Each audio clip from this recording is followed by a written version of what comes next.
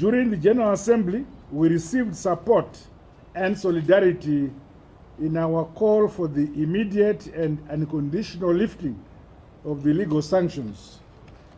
And SADC, regional leaders in SADC, heads of state, all pronounced themselves on this issue of the unconditional lifting of sanctions on Zimbabwe.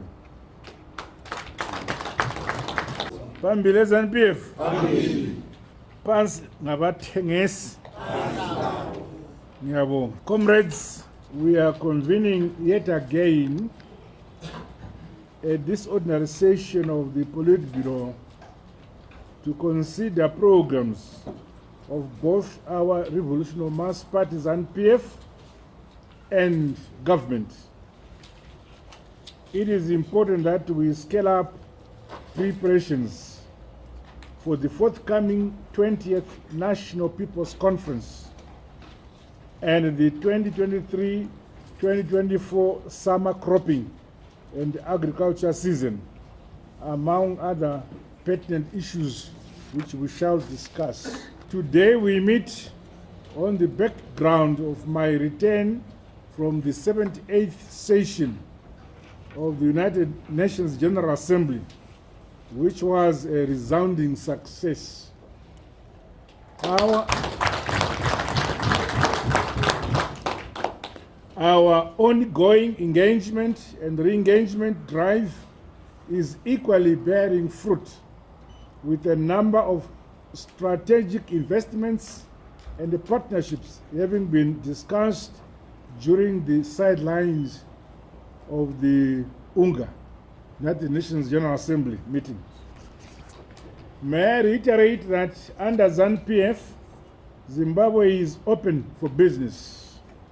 To this end, we continue to welcome investors, including our citizens in the diaspora, to take up the various opportunities which Zimbabwe has to offer. A group of our scientists in the diaspora came to see me in New York.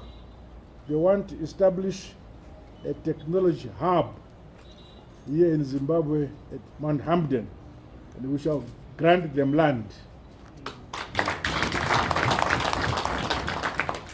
During the General Assembly, we received support and solidarity in our call for the immediate and unconditional lifting of the legal sanctions.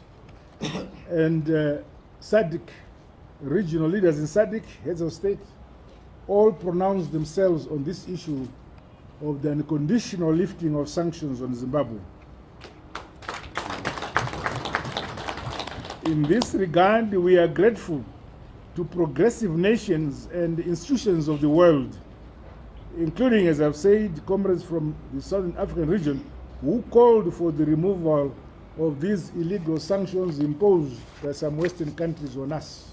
Earlier this week, I met the leadership from the business community who expressed commitment to work with the Second Republic in advancing our national vision.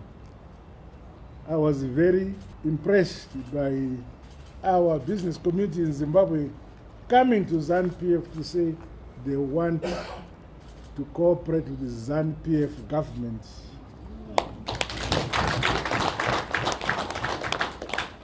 Our party remains determined to ensure an enabling environment in which the private sector and our micro, small and medium scale enterprises drive sustainable socio-economic development. Further, we take pride that locally manufactured goods and products are occupying the majority of shelf space in shops across the country. I met a group of businessmen who came to see me yesterday. The representative from N. Richards said they have shops in many parts of the country, and 96% of their products are produced in Zimbabwe. So, brick by brick, stone upon stone, sector by sector, and product by product, we are modernizing and industrializing our mother country, Zimbabwe, in spite of sanctions imposed on us.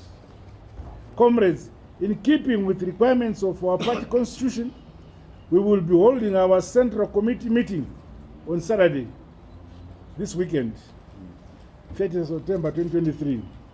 Now that government is in place, it is my expectation that the party will concertedly work hard to complement efforts in the implementation and development of national policies, programs, and projects. Also, now that the elections, the harmonized elections are behind us, we should not be distracted by the leader of the main opposition, who remains stuck in the past, while both Zimbabwe and the region are moving into the future. His call for an election rerun is a pipe dream. The earlier he realizes that it is better for himself and his opposition party to catch the train. Comrades, in rolling out the party and the government programs under the second term of the Second Republic, we remain guided by our philosophy, Nyika inovakwa, igotongwa, igonamatikwa, neve nevai. Ilizwe, lakiwa, libuswe, likule khelwe, ngabanikazi balo. This philosophy never gets old. I therefore once again call upon the Politburo and the leadership of the party across every level to continue deploying their individual and the collective efforts for the successful implementation of people-centered peace, love, harmony, and should continue to take root across our country's 10 provinces. Let us now turn to our private agenda.